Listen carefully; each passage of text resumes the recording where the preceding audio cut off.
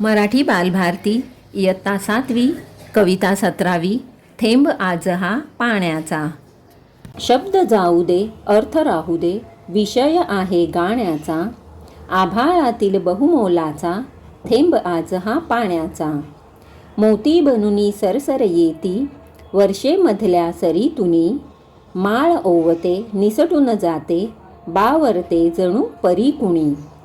या मोत्यांचा संचय करतू प्रश्न तुझ्या रे जिण्याचा, आभाळातील बहुमोलाचा थेंब आज हा पाण्याचा।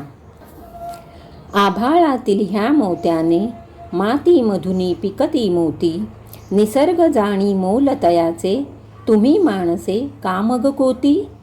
संचय करता तिजोरीतल्या खणखणत्या त्या नाण्यांचा, आभाळातील बहुमोलाचा थेंब आज हा पाण्याचा।